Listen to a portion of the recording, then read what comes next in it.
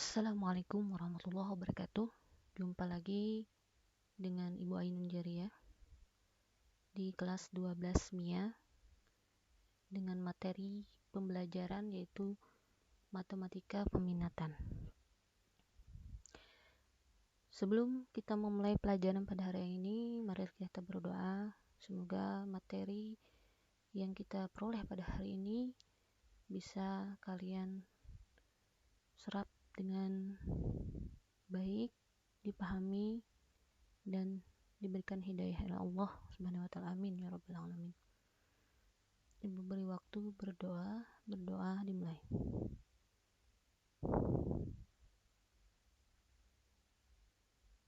Berdoa selesai. Baik, untuk di kelas 12 MIA yaitu matematika peminatan, materi bab pertama itu mengenai limit fungsi trigonometri. Baik, di sini ada silabus. Kompetensi inti dari materi limit fungsi trigonometri ini adalah bisa kalian baca di sini ya. Bisa kalian baca.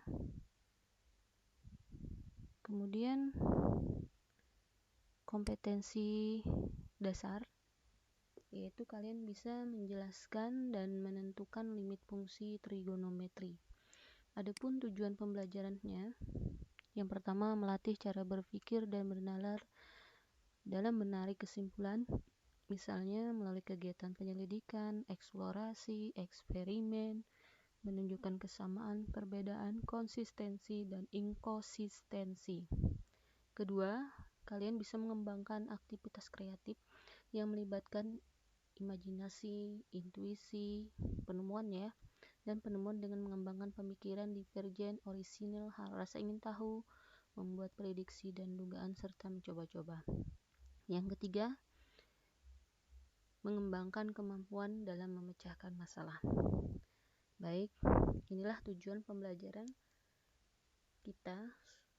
Kita itu belajar pasti ada tujuannya ya. Oke, baik, kita lanjutkan kepada peta konsep. Nah, jadi ada peta konsep dari limit fungsi trigonometri.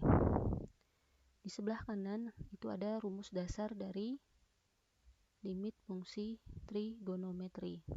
Nah, yang di sebelah kiri itu merupakan rumus-rumus dari limit fungsi trigonometri. Baik, di sini ada larangan kalau ada sin tangen itu jangan disingkat dengan sinta. Baik, kita lanjutkan ke materi. Materi pertama atau pertemuan pertama ini Ibu mulai dengan rumus-rumus dasar pada limit fungsi trigonometri. Di sini ada 4 ya. Ada 4 rumus-rumus dasar pada limit fungsi trigonometri. Yang pertama adalah limit tan x per x untuk x mendekati 0 itu sama dengan 1. Kemudian kalau dibalik lagi, limit x per tan x untuk x-nya mendekati 0 sama dengan 1. Kemudian untuk sin ya, limit sin x per x untuk x-nya mendekati 0 sama dengan 1, dan limit x per sin x untuk x-nya mendekati 0 sama dengan 1. Nah, ini adalah 4 dasar sebagai daripada rumus dasar pada limit fungsi trigonometri. Nah, diingat ini ya, tolong. Ini adalah dasarnya. Oke, kita lanjut.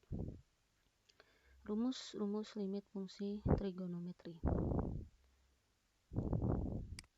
Nah, sini ada 2 ya. Jadi, yang pertama limit tan Vx per Qx, x mendekati 0, atau nanti kalian temukan nanti limit Px per tan Qx, x-nya mendekati 0, itu hasilnya Pi per Q. Nah, sekarang yang kedua, limit sin Px per Qx untuk limit x mendekati 0 atau sama dengan limit Px per sin Qx x-nya dimana x-nya mendekati 0 itu hasilnya Pi per Q. Jadi ini tergantung ya. Lihat ini dasarnya ya, dasar dari rumus limit fungsi trigonometri. Baik, selanjutnya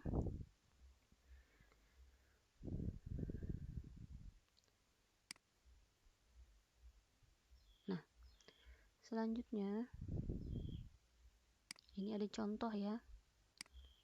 Contoh dari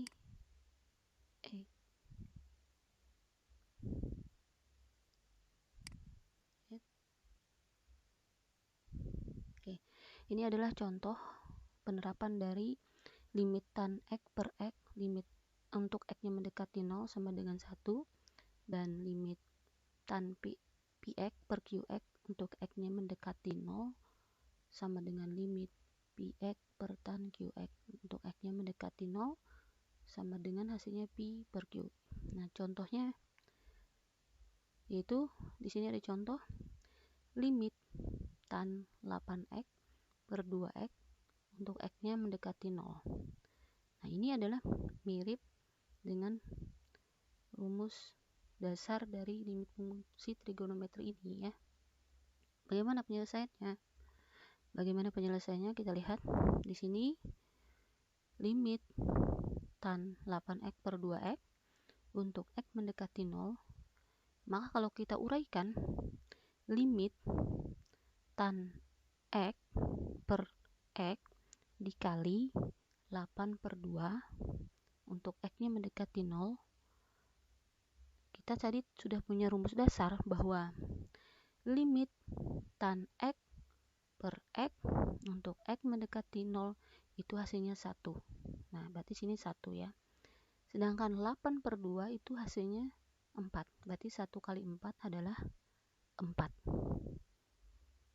Bisa dipahami ya, mudah-mudahan. Contoh yang pertama. Contoh yang kedua. Contoh yang kedua sin ya, untuk yang sinnya. Nah, lihat contohnya. Limit sin 12x per 6x untuk x mendekati 0, berapa hasilnya? Dengan menggunakan rumus dasar tadi ya. Maka dapat kita selesaikan untuk limit sin 12x per 6x untuk x-nya mendekati 0 itu sama dengan limit sin x per x dikali 12 ya, sin x dikali 12 yang di bawahnya x kali 6.